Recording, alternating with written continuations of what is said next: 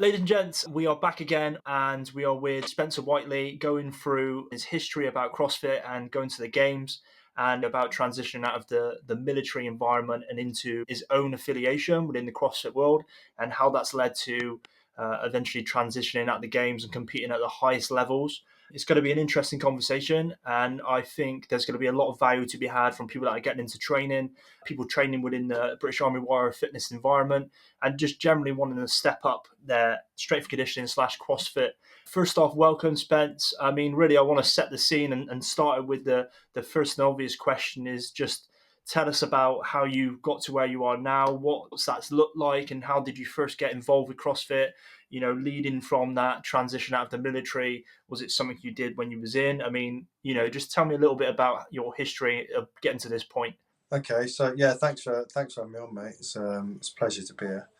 The so essentially, I didn't do CrossFit in the military. It didn't exist really when I was in the military. So I'm pretty old now. I'm 46, and when I was in the military, it wasn't really a thing. I mean, strictly speaking, CrossFit was taking off around about then, but no one knew about it. Certainly in the UK back in 2007. And I got out the military. I didn't train from 2007 really to 2009 and the 9-10. So while I was in the military, I was PTI. I was always a unit PTI. I wasn't PT core. I was REME. I was a unit PTI. So I was always into phys. Had a lot of rugby and just sort of down the gym every night. Yeah, so it was. I've always been mad into fitness, like forever, even at school level. Playing a good level of rugby, playing county athletics and cross country and all that. So just always been mad into phys. When I got out the military, yeah, and then so like I said, as a PTI in the army, into all that during the army. So when I got out in 2010, I I was just going to the local leisure centre. I was sort of rehabbing. I got medical discharge from the army, so I was like rehabbing pretty bad. Still, I was still pretty injured. Um, like I couldn't run or jump or anything really. I still had a bit of a walking stick. So I was just going to the local leisure centre basically, and I was fizzing pretty hard, but a lot of machines, a lot of upper body stuff. No real decent lower limb work or strength work there, or no sort of running or anything like that. But just trying to just fizz as best I could. And then it was probably around about 2010, yeah, about around about sort of 4 or 5 months after I got out. And my missus, actually, who was a fitness instructor in one of the local gyms in the town, Andover near Tidworth, where I got out, she was looking for different opportunities to like coach and teach classes, and she rang a few of the gyms around the town, and one of them was a CrossFit gym. We'd never heard of CrossFit. She rang this gym and said, can I do some coaching there, whatever? And the owner sort of said, well, it's not really, it's probably not what you think it is, but come and check the gym out. Bearing in mind this was in 2010. Again, CrossFit wasn't massive in the UK then. There was probably 100 affiliates, if that. So she asked if I wanted to come over, and I said, I'll come over with you, just have a nosy about. And I walked in there, and it was just like, well, it was a CrossFit gym that we all sort of now know and love. But back then, it was like, what is this? Like, there was people swinging from a rig and doing pull-ups and all mad shit in there and S&C kit and that. And it was like very different to, everywhere else. And I just watched a few people cut, and I thought, this is like old school military PT. This looks pretty cool. Even though I couldn't do any of that at the time, I thought, I could get into this. And the owner, I was chatting to him, he said, it's scalable, progressive, and all that sort of shit. So we both ended up joining. And I suppose, the rest is history from there. So it was, it was probably 2010. Yeah.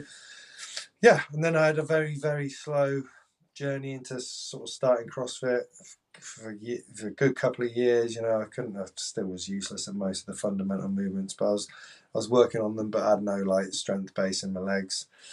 And yeah, just persisted and got more and more into it, over the years. So yeah, it's been a long journey. I could talk Yeah. forever about No, that I sort think. of 14-year journey. But we ain't got Yeah, time. That's yeah, I how it think that's started, that basically. sets the scene pretty well. I'm actually interested in a couple of things there.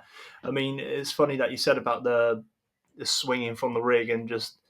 I think that experience back then was just probably not so different now because we've got Instagram and social media, and it's kind of normalized a bit. But yeah, definitely you can relate to that. Just like, what the hell's going on here? Blokes cutting around their tops off, and it's just crazy. And Yeah, yeah, it's just madness. like, what is going on?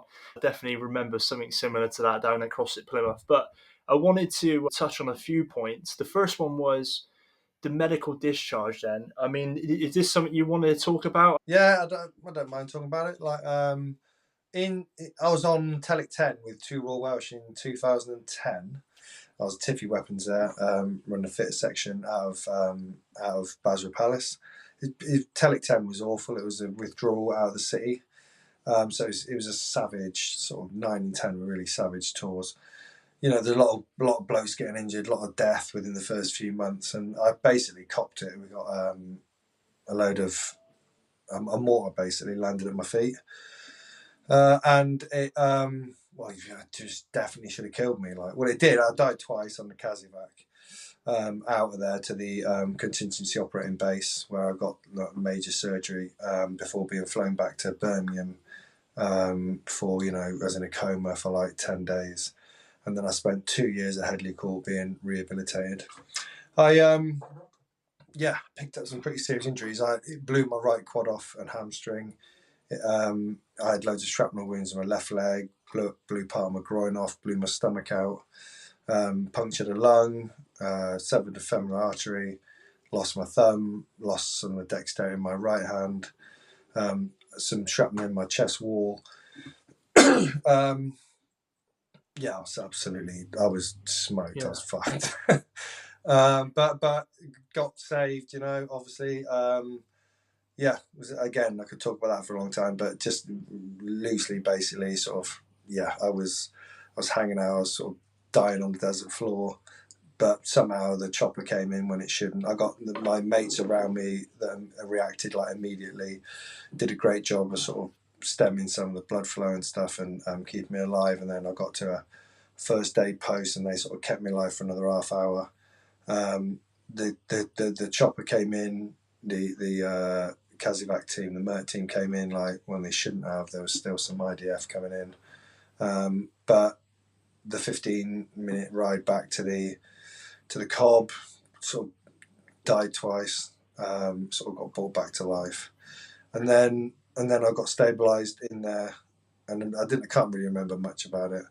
But yeah, then I was flown back within about 15 hours, somewhere out back to Birmingham. Like I say, then I was in a coma for like 10 days, stayed in Birmingham for about 4 weeks, and then spent 2 years in Headley Court, which was, you know, it's a long yeah, time to be in Headley Court. But eventually my time was done there. I needed to get out. I wasn't fully healed, but I'd got a lot of good out of Headley Court. But mentally it was starting to like get to me, so it was my time to sort of leave. So I left a little bit early, got medically discharged. That left me a little bit premature in leaving. I was still a bit injured, really. I still couldn't walk properly and stuff. But anyway, I managed to rehabilitate myself and everything, and yeah. yeah, it's all good. Pretty good Incredible. story. I mean, it's just absolutely incredible, isn't it? Really. What's so amazing about it is that you've come back and not only got back to full health, but you've then gone, beyond that to compete in CrossFit at a world level, not in a reduced format either. You're competing against other top 40 plus year olds in the world, right? What was your mindset like going through this rehab process? You were a fit guy. Obviously, now this has happened. You're lying in bed. What's your mindset at this point? So my mindset was all about being grateful. So I like from the minute I woke up, I was like, fuck, I was lucky, and I was like mega grateful for the people that like saved my life, for getting away with it. I got away with it, like mega grateful just for everyone's like efforts, the fact that I was still there. I had quite a bit of survivor's guilt for quite a while, but apart from that, just gratitude. It's wicked. Yeah, Just well chuffed. So I've never had to pick myself. This is probably just luck, right? I'm not trying to claim I'm like some kind of special mindset. It just is what it is, right? I just felt lucky and grateful the whole time, and I've never really felt. I've never suffered like mentally with it all. I just think the gratitude like took over. Yeah, really, that's the truth. So yeah, I mean, I knew I was always very physically active. So my main sport was rugby. I just loved rugby, and I definitely had unfinished business with the rugby. So I couldn't watch rugby. I couldn't be involved in rugby. I couldn't talk about rugby for years, 5 or 6 years, because it just Mm. pissed me off. So I just Yeah. avoided it really. Um, Ironically, I got offered my first Army Rugby League cap when I was in hospital. So the coach rang me. He didn't know that about my injuries, and he literally he Yeah. invited me to the army squad, and I was like, mate, I'm injured. And he went, oh, okay, yeah, we'll get you squared away. Then I was like, no, I'm really fucking injured. And he Yeah. couldn't comprehend it, like. But yeah, the irony in that is that was a bit frustrating. But gratitude, mate, is the main. You then obviously got recovered and you transitioned out of the military. What then led to opening your own box and stuff? Then obviously you just said there you started out, you were tinkering for some things, and like most of us, it probably started with a level one course or something like that, like learning a bit more about it. When did you go, you know what, I'm actually going to pursue this as a career? What happened in that scenario? Well, yeah, there was I didn't actually pursue it as a career, so I'll get to that in a minute. But so essentially, I was training at this box for a couple of years that I started off in, and then I just started doing a little bit more training. I wanted a little bit more than the classes and stuff. It's probably 3 years in or something like that, and yeah, that's about right. So I was about 3 years in, and then suddenly I wasn't getting as much out of it with that membership because I couldn't basically like progress how I wanted to with work and everything. It wasn't really the gym; it was my work timings, my availability to get into the gym. Like, because I've got a very busy job. I still do the same job, and I'm a regional operations manager for Thames Water. So I need availability and the space to get into sort of when I need it, and that's stopped working. So basically, I left that gym and started training out my garage. Tiny, just a single garage, just training out my garage. I just put a bit of a rig outside, and then in the winter I was inside doing the basic Olympic lifts and squatting and all that. And then I'd been doing that for about 6 months, and basically my mum died, and it's only relevant because she left me some money, and that's another long story. But basically, she left me some money, so I used that to. I didn't want to waste that sort of money, so I used it to invest in a. Me and the missus have been talking about like the potential of opening a gym anyway because we love CrossFit. We just wanted a change, and cut a long story short, I was able to sort of with that money look into opening a sort of our own gym as that was a bit of a kickstart for it. So we took that opportunity to do something with the inheritance, as it were, and opened our own place. Yeah, and that was 10 years ago now. Yeah, so we opened Blockhouse. Yeah, 10 years ago, literally. We just got our 10-year affiliation sort of Yeah, amazing. recognition. And obviously the business is thriving and it's growing as far as I'm aware. It's a very spoke after box. I think a lot of people that I've trained there have always mentioned it to me, certainly around the Tidworth area and stuff. It obviously captures a lot of military Yeah, personnel. I want to shift gears slightly. When you started out, obviously you just said there, lower limb strength, like most of us, probably doing bro weights on tour, upper body, centric, chest and tries.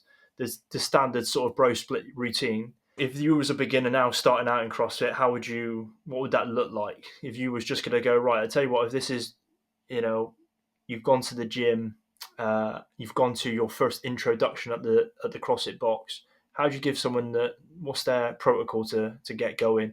Bearing in mind, let's say they don't have the opportunity to go to an affiliate, how can they start in a garage or a Globo gym? What would you recommend? I'd recommend some the fundamentals of squatting, learning the techniques of squatting. Don't load yourself up too much. Just get efficient at squatting.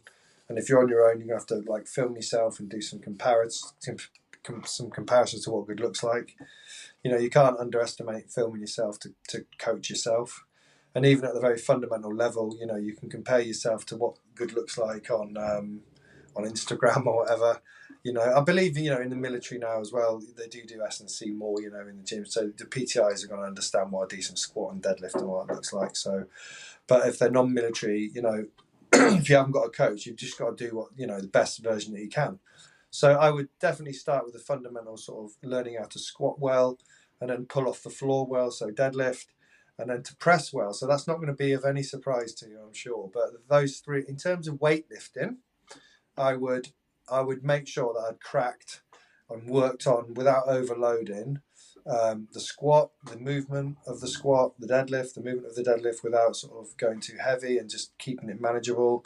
And then pressing. I would overhead press and bench press, just to get that little bit of a split and slightly different stimulus on the pressing. And that's so for the weightlifting. I would start with those fundamentals. I would maybe also chuck in a power clean, but only a power clean. I wouldn't snatch, I wouldn't squat clean or anything like that while I was starting out and teaching myself. I would also, if we're sticking on the weightlifting, I'd also throw in some kettlebells, relatively inexpensive and fairly easy to get right, again with some like online tutorials and videos, and you can just get so much work done with a kettlebell. Just need a couple of kettlebells and you can do so much work, and the kettlebell variation. So I'd look at that. And in terms of gymnastics, I would keep it simple. I wouldn't even worry about rigs and stuff like that. Obviously, you train in the garage or just in a normal gym, I'd focus on the basics. I'd focus on burpees, press ups. I mean, ideally, you would try and build yourself to pull ups or whatever. But if you haven't got a rig, just stick with the basics. The real basic fundamentals of bodyweight movements, even air squats, lunges, and all the rest of it. And then you've got to make sure you get at least 3 nice conditioning sessions in a week. Go longer than you think, at least one day. So do a steady state, sort of at least 40 to 60 minutes. Build up to that, but it can be really simple, really easy. A jog, a row, a bike, just steady. Hit a session with a bit more intensity that lasts about 20 minutes, maybe push like a sort of 5K, something like that, 20 to 25 minutes where your intensity is like up there, 80, 90%, something like that. And then throw in some sprint work, do some sprint intervals once a week. So you're getting the 3 sort of time domains on basic cardio. It's way more complex than that when you delve into it, but you're talking about the basics on your own. Just your cardio, think about a longer session, think about an intermediate length session, think about a sprint session. Yeah, I think that's I've asked that question a few times now and everyone says the same thing, kind of those fundamental powerlifting classical lifts. You squat, your deadlift, and you press, whether that's a bench or overhead or both. And just to add on to it, I think you could probably Google it, actually, to be fair. Just Google strength cycle 531 or just something classical. Yeah. 531. I spent my first 3 years. Yeah. It's linear.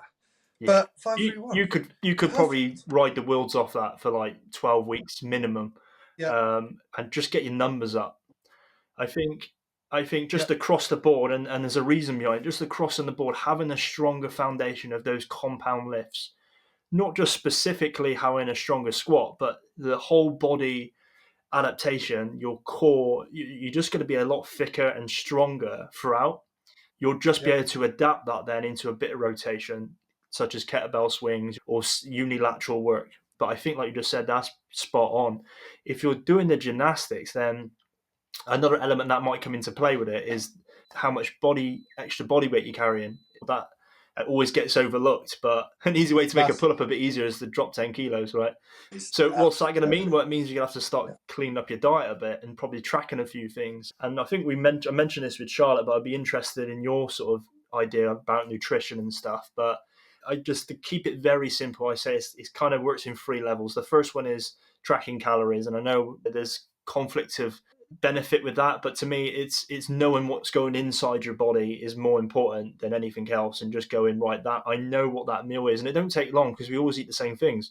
So if you just did that for 2 to 3 weeks and acknowledge that, right, that breakfast is that dinner is that, and you can go, right, work your calories out and your basic metabolic rate, and then you can start working out then how much expenditure or how much you need. I say the next one on to that on this 3-step journey is then tracking your macros and understanding that you need a certain requirement of protein to maintain and build muscle mass, right? I would aim for 1 gram per pound of body weight, if you're trying to sustain muscle mass or grow it. And alongside of that, if you're training in high intensity, you're probably going to need carbohydrates. It's high glycogen.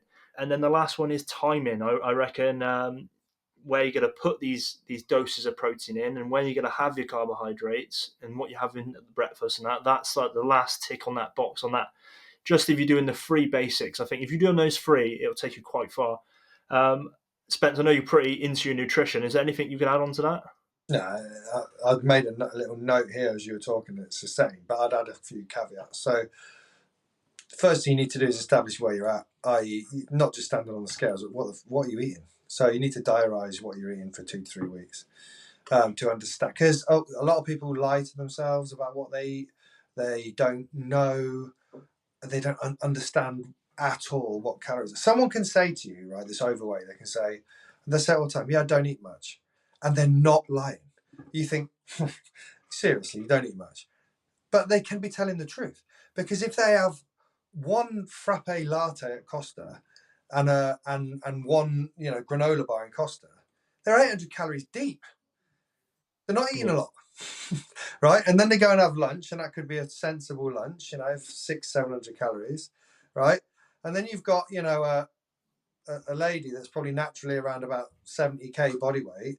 She's probably eating her calories for the day by the time she has like one more thing to eat, because she's blown 700 calories on one frappe latte and a granola bar, and she doesn't eat much. She's not lying. People just have, so you really need to diarise, and you need to start with that to understand what the hell's going on. Yeah.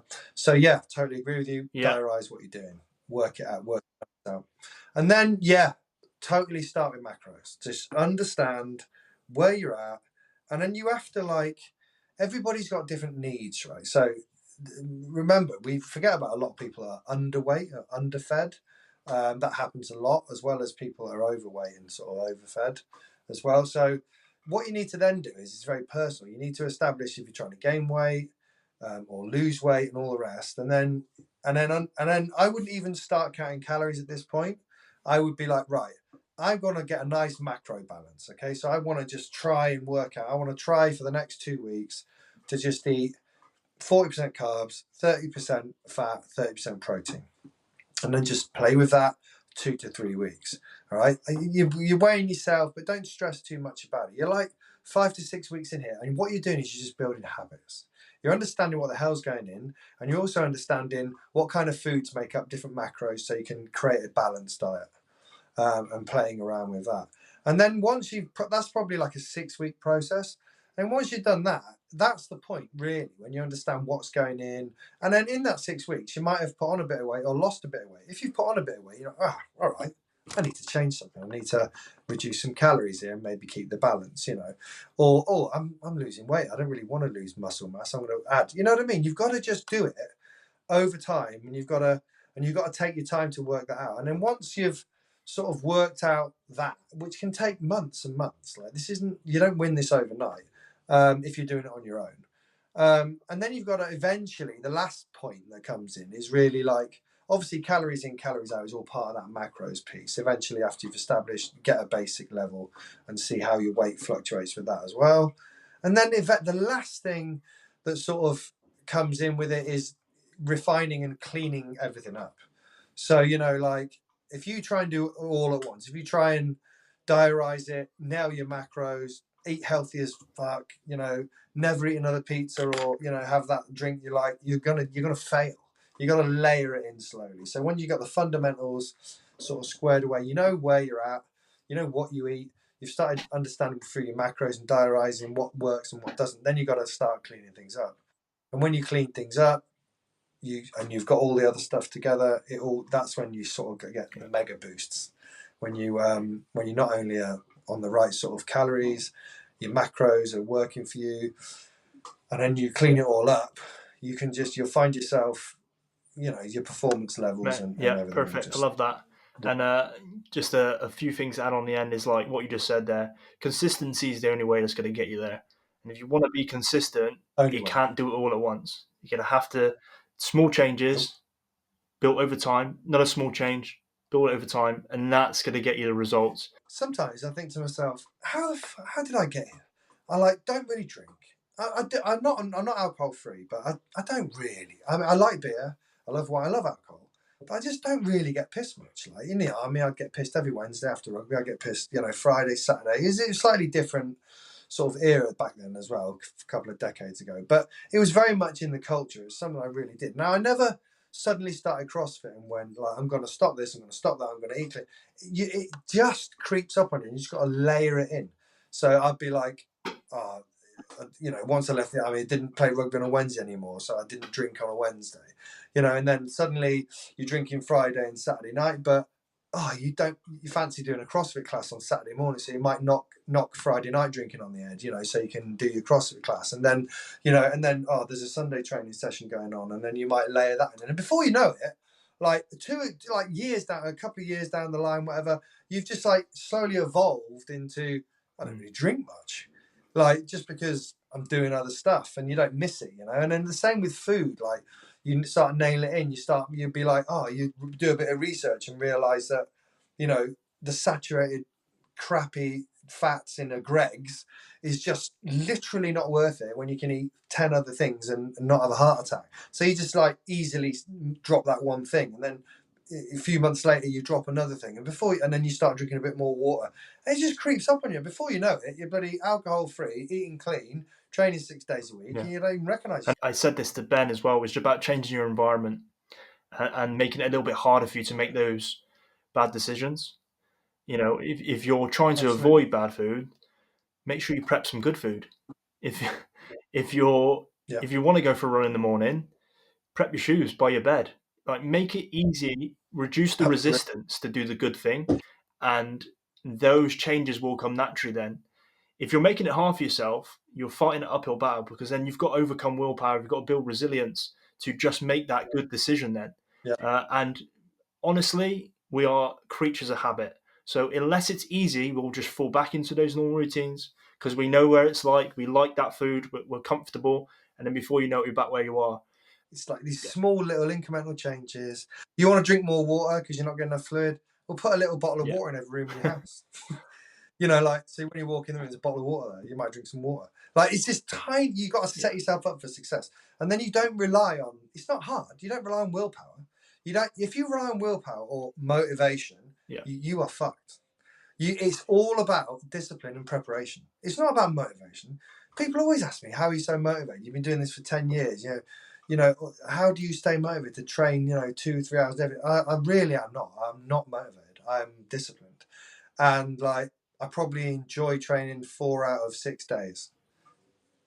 That's cool. That's a good number, right? If you can enjoy it, some weeks it might be 3 out of the 6 days, but I don't love it every day, and I don't think anyone does. But what you love the result, you love it at the end.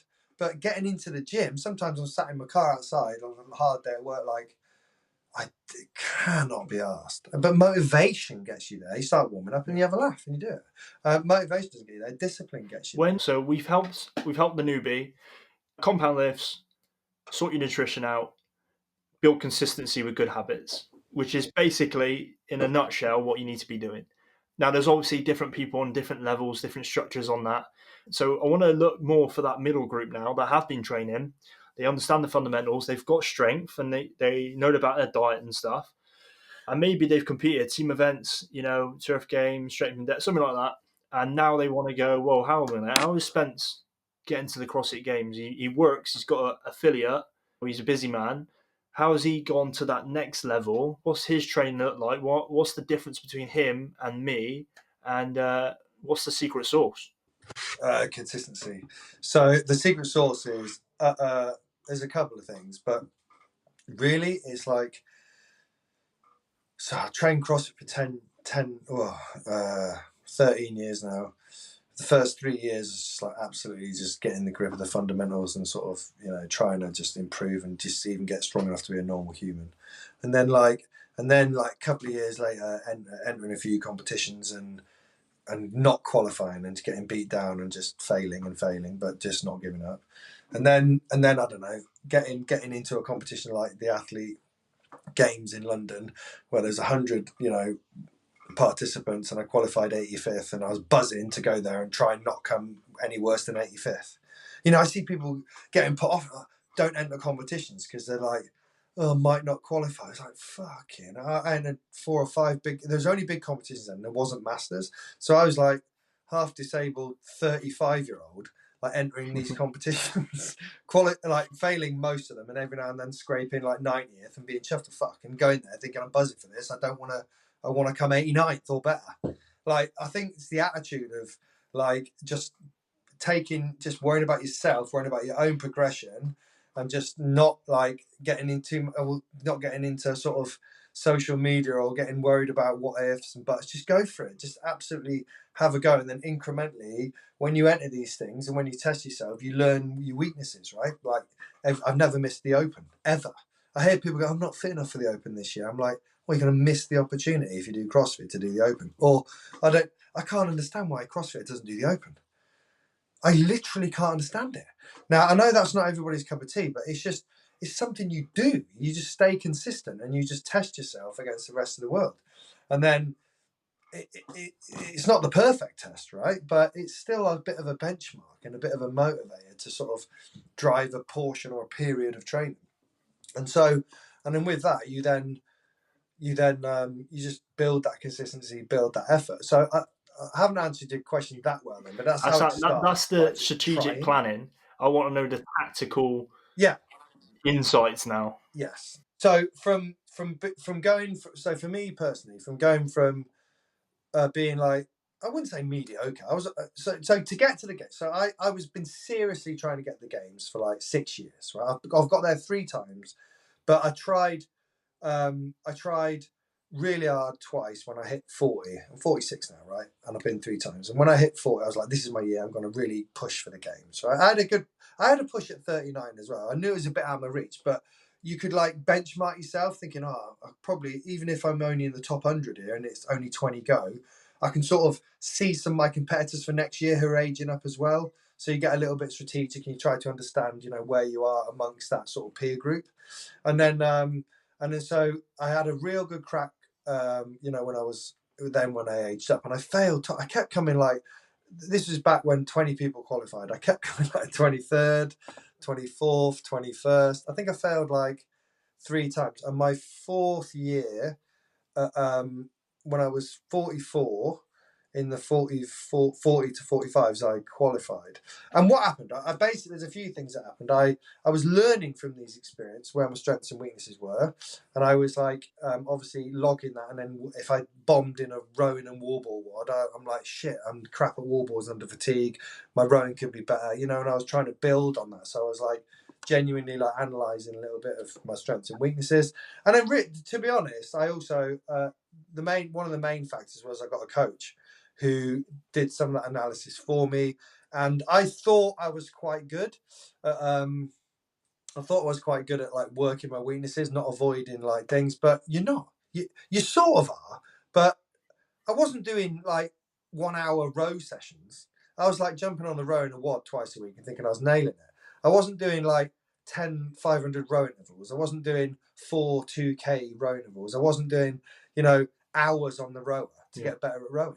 So the truth is, I leveled up with a guy called Mike Catras from the Athlete Program, a friend of mine now, and I, but the same applies for anyone. It could be you and your program. You need someone to be overseeing what you're doing who has who understands where you're at, and who is going to implement those changes like for you. So that made a big difference. Like, along with there's another big part of it. So it's not just the like changing a programming and getting a coach for the first time. It was also like a realization that just got to work harder. I thought I was working hard. I thought I was working really hard, training 2 to 3 hours a day. But was I working hard enough in those training sessions? I thought I was, but I probably wasn't. And then when my sort of coach starts programming for stuff for me, I'm like, are you serious? And then it was hard at first, and then I got better and better, and I could cope with the volume more. And then I was like, oh, right. And then I qualified for the games. And then the next year I was top of the age group, so I didn't try, I recovered.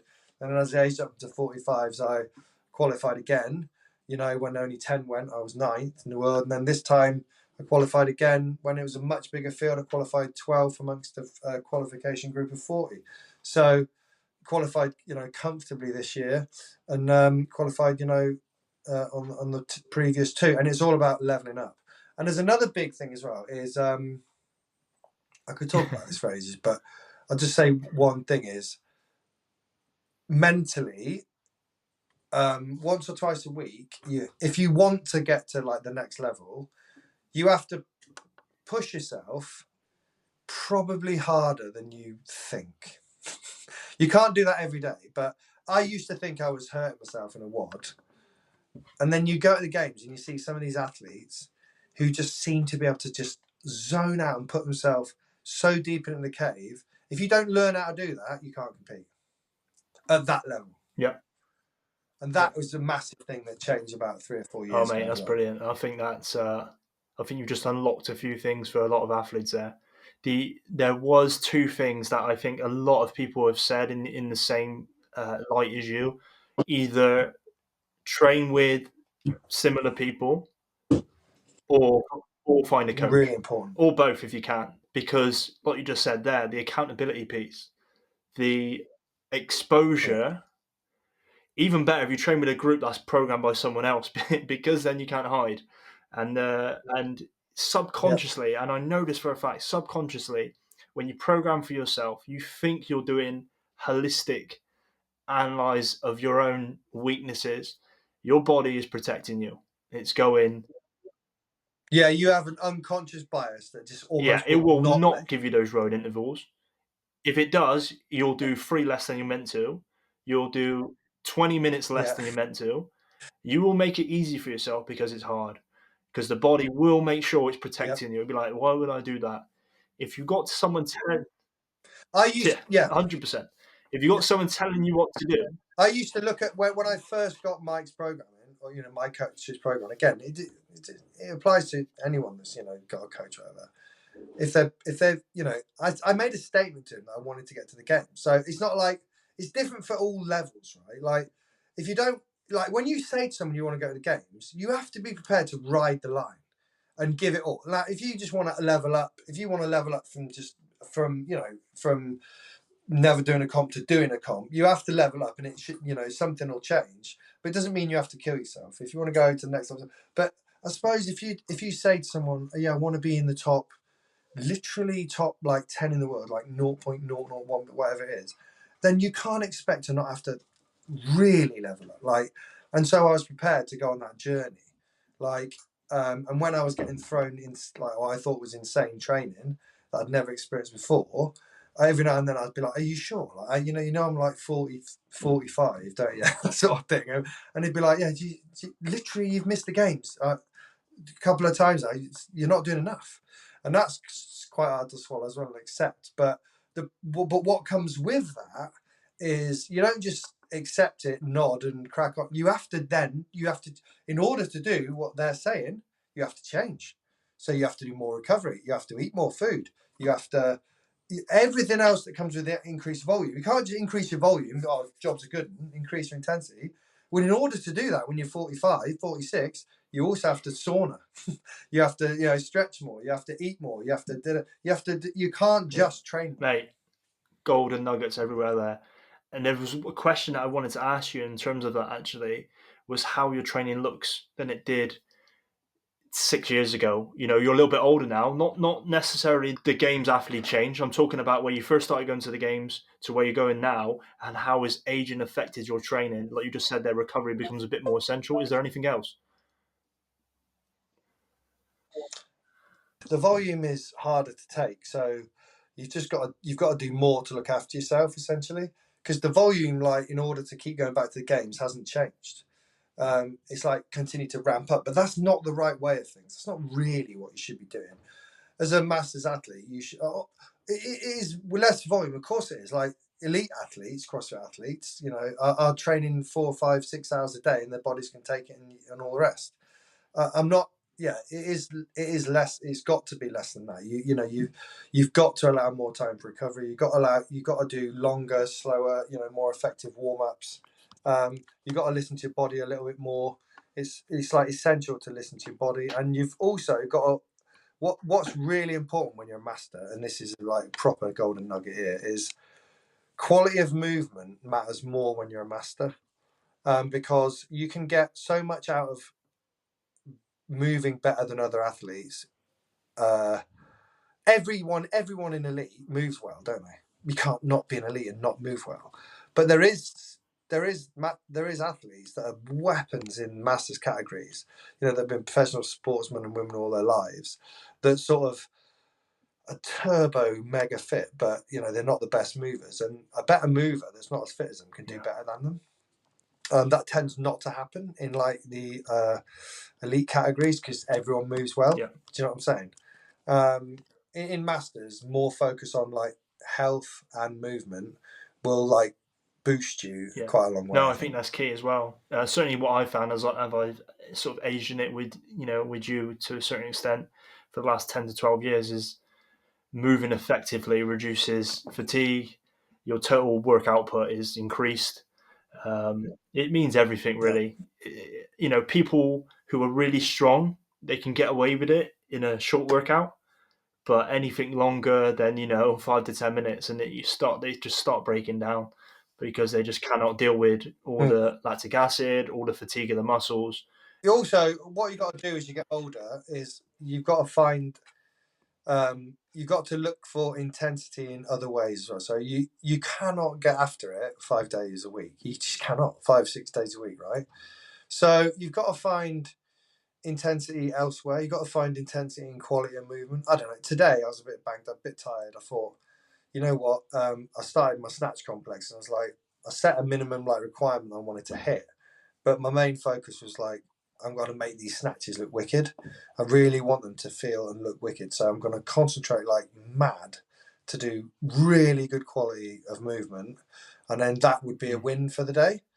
And what normally comes with that is actually mm, good performance. mm. Funny enough, you know, because you're moving sweet and you're making that the Yeah, absolute focus, and suddenly you've actually hit the 82%, you know, numbers in your complex, and you're like, I thought I wasn't going to do that today, but because I focused on yeah. just being good.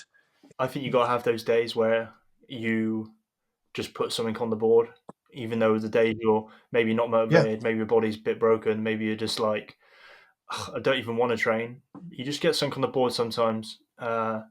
Keep ticking over. And another one that personally I found is that maybe I can't snatch the way I want to. Maybe I'll change it and do a power snatch, and then maybe I'll do a substitute movement with it that gets the stimulus I wanted. Let's say, for example, I really wanted to work power development. I wanted to work that rate of force development.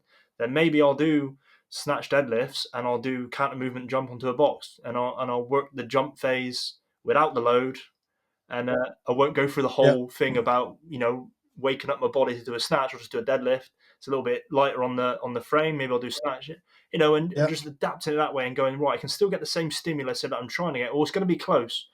And then going next time. yeah.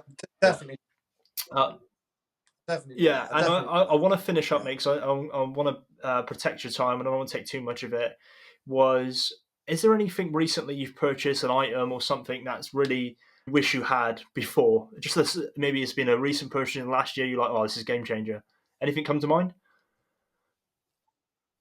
Well, it's not a purchase, but it's something I've introduced to my like life. So I haven't bought it because I haven't gone out and bought a sauna, but Oh, I've nice. started saunaing a lot. So I bought, yeah, I just started saunaing minimum 3 times a week. Try to get four in. For after I train, if I can. Sometimes on Sunday it's just Sunday morning when I haven't trained, but try to do it after I've trained. Try to get at least like 20 minutes in on the top shelf, you know, getting pretty hot, and getting all the benefits, the proven sort of benefits from that. Then I tend to just get out, cool down for 5 minutes, and then get back in and just do some stretching on a lower shelf. So it's not quite so intense, but I'm super loose. And I'll stretch for like 5 minutes and then leave. So it's like a half-hour session. And honestly, like sitting in the bottom of a squat sometimes in that last 5 minutes, just sitting in the bottom of a squat, loose as a goose, like warm from the sauna, Yeah, it's just a game changer. It's like or so that has been like, yeah, Something you wish that's you started something that doing I've before. introduced. Nice. Do you do any Yeah, cold therapy or yeah. anything like that? No, it's about time, isn't it, and fitting it in and all that. I've got a Ice bath? cold plunge. When I'm desperate, yeah, an ice bath. When I'm desperate, I'll jump in that. But it's not like a Gucci one with a cooler or anything. I just Yeah. got to buy ice and chuck it in there. But yeah, it's good for contrast, and I think it's good for like the whole like mental side of getting doing something a little bit hard, and like getting into routine. But it's just the recovery benefits of it are just not as tried and Okay. tested as sauna. So it probably could be amazing, but the science just isn't there yet, believe it or not. There's decades and decades of science on sauna, and so I like take my biggest bang for my buck Mega. and go for Brilliant. that. Would you are you taking supplements? Like, is there something that you regularly take? What? So yeah, so Awesome Defense is a pretty good all round sort of multivitamin. I found looking at the numbers on it, looking at which has your magnesium in there, your B12. It's got zinc in there. It's got a whole load of other stuff in there that's pretty decent, pretty well balanced. Because I was taking like ZMA independently, and that, and I was taking some other bits and bobs, B12 independently, and all the rest. So that just kind of hits all those. So I take that. I take fish oils. Obviously, it's like really good quality, like omega 3s. It's like essential for me. I also take an anti-inflammatory, basically curcumin, basically, which is all really really good anti-inflammatory. Um, I take like I have greens in the morning. I eat a lot of greens, but I take greens in the morning. I take beta alanine and Amazing. creatine. So pretty much all the essentials that most probably would be taking. Perfect. Mate, I'm gonna end it there Yeah. because I'm conscious of time, and I really appreciate you jumping on for the call. I think people are going to get some benefit from it. I certainly have anyway. It's good to hear someone else's angle, and I feel like we've lived a similar. I don't know. I don't want to quit a career, but a similar experience in the athlete environment, the competitions and stuff. And I can definitely relate to everything you've said. I think the only thing that's probably slightly different is that I've just turned it mostly to military competitions and not really delved in too much in the civvy street for a while now. But maybe that'll change in the future. So what's next on the horizon then? Are you doing turf games, strength in depth? Is that team comps now? Yeah, so I've got coming back from the games. I've had like I've Yeah. been flat, really flat. Oh It yeah. knocks it out of you. Yeah. The travel, Is it? And obviously, it's a massive you come get down, this, isn't it? you know, massive Yeah. come down, massive, and then you're knackered with jet lag, and all that, and it's just like it's a mess. So you like to have a total week off, and then have a week of just joining in wads in the class and just doing a bit of what you fancy. I started sort of getting back on a loose training program last week and ramping up again this week, only because I've got pairs comp coming up, just a fun one called Throwdown in Cardiff with a mate in October, and then I've got Triple Threat, which is Sid, like in December, which will be a good crack. I got that, and then that's it because I've got major surgery on the 19th of December. It's going to put me out for a good year, and then I've got a lot of thinking to do. I've got a year's rehab to do, so I'll have a lot of thinking time to decide where I want to go with my CrossFit, if I want to try and make another run of the games, or if I just happy. Like I think CrossFit will always be in my life, just as a good training methodology. But I don't know whether I'm going to try to compete at a high level again. I probably Yeah. will, to be honest. But I have You're to in wait that and see time how of the recovery goes. contemplating now. You've just been there, so yeah. Mate, Yeah, and I've got major surgery that's going to take oh, a good yeah. year to come back Yeah, from. so So life we'll see. changing, really. Mate, I'll leave it there. Much Yeah, appreciated. Like I said, I'll come up on the bike. We can do a little session. You can school me again as you normally do when I come up there, and we'll throw. but Yeah, we'll throw down for a bit, mate. Much appreciated. Thanks for the chat, yeah, and take care. wicked. Cheers, buddy. Cheers, mate. Take it easy.